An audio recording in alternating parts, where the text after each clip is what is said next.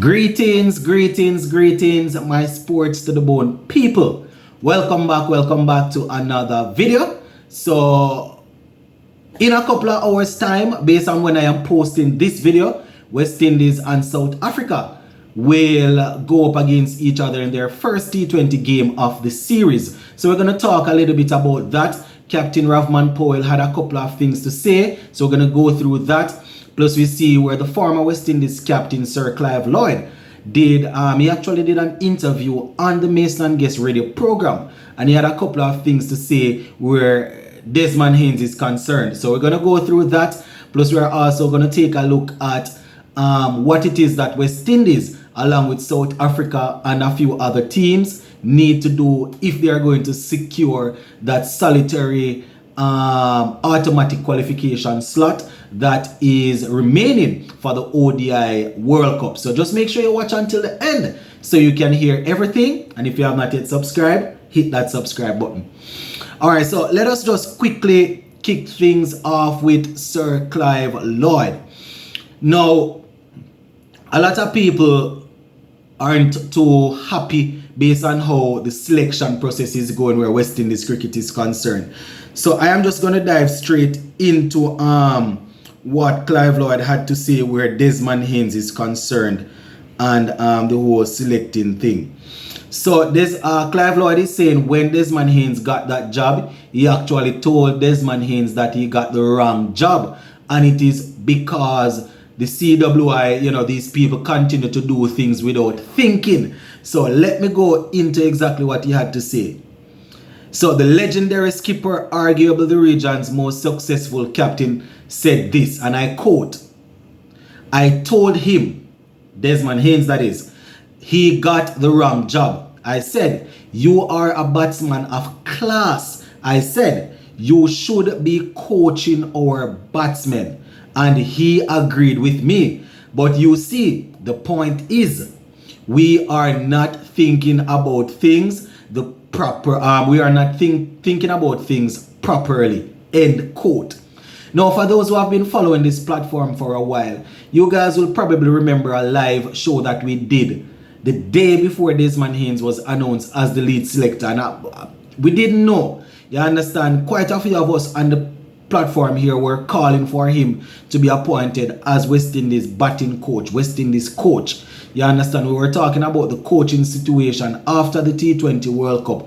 And we were saying, I think it was after the T20 World Cup, and we were saying that Desmond Haynes probably would be a good fit to work with the players. Only to see the following day, the CWI announced that he is the lead selector. And he came out and he made a statement saying that players will be selected off merit.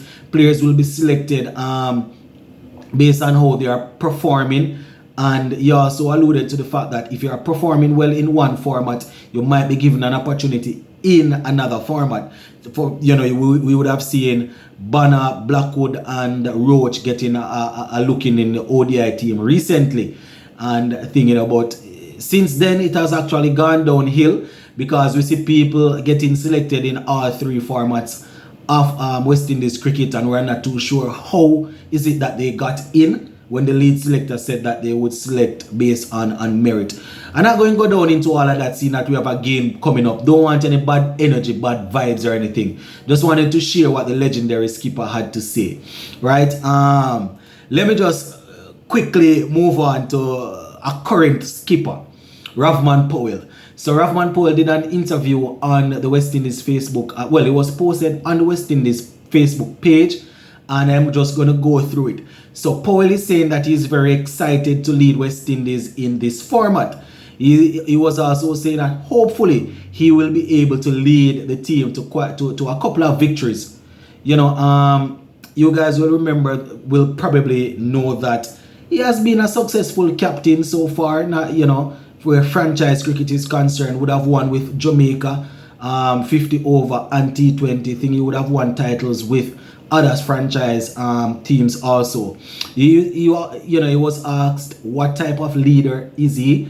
Man said that he's going to be one of those leaders. He wants to be a leader that leads from the front, carry his own weight, and then the others will follow. And it's good talking. So we definitely want to see it, and we're hoping that we will see it in today's game. You understand? And in other games to come. In the past, you would have seen people in West Indies team at different periods in their career where one could say that they are only there because they are the captain.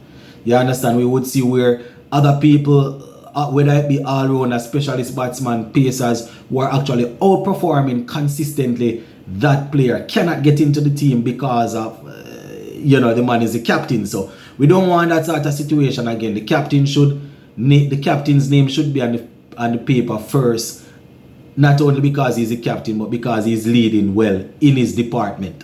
So I agree with him where that is concerned. Carry his own weight. He also spoke about Pooran and Jason Hola, who would have captained before, saying that he will definitely try to lean on these guys and to see what is how they go about winning games, because it's not all about an individual thing, it's about winning games for West Indies. So it's good to have people with experience that would have led before. So that is what he's saying. He also said that he was asked about the brand of cricket. West Indies, we are known to play a brand of cricket where it's power hitting. He said that absolutely, definitely, that is the brand of cricket that he believes in, where T20 cricket is concerned, power hitting, because it has been successful for us, and it's all about going out there and being consistent. And he spoke about other teams trying to adapt that sort of mentality where power hitting is concerned, and it would have worked for them. It has its place. That is what I will say. It has its place. It has its place in the cricket, power hitting. You understand? But you don't want to get ball out in a T20 game consistently. That don't make any sense. So he also said that with the World Cup coming up, with the ODI and T20 World Cups coming up, it's all about trying to improve as a team, trying to make sure that they're always on the front foot, making sure that when they get an opportunity, they go out there and perform. He spoke about the fans, saying that the fans, they are definitely at the forefront of the players' minds, and they are always looking forward to entertaining the fans. So they are just calling for all the support and things. So shout out to Rovman Powell, my viewers and subscribers. As I said, we will see in this first T20 game that is coming up. So earlier, Wisden made a post, and they were talking about, I think it was a couple days ago, what a few teams need to do to get that automatic qualification slot for the World Cup. I think one slot is remaining. They spoke about West Indies, spoke about South Africa, Sri Lanka, Ireland, what they need to do to qualify. So let me just zoom in on West Indies. It's almost probably going to take a miracle or a divine intervention. So they are saying for West Indies, while they currently occupy the 8th place in the table, the West Indies would need something of a miracle to stay there for the rest of the Super League. They say they have played all of their 24 games and won just 9. Leaving them with 88 points after being deducted 2 for a slow over rate. Went on to say to stay in the automatic qualification places, they will need Sri Lanka to lose their series with New Zealand 2-1 or 3-0, South Africa to lose the final 2 matches of their postponed series against Netherlands or draw 1-1, but lose heavily enough to finish with a worse run rate than West Indies. They said that Bangladesh, they would have to avoid whitewash against Ireland in their remaining series set to take place in May. So you can almost say that it's written in the stars. We're gonna have to play qualifiers to go through. That is where our cricket is at now, my peeps. So just wanted to give you guys that.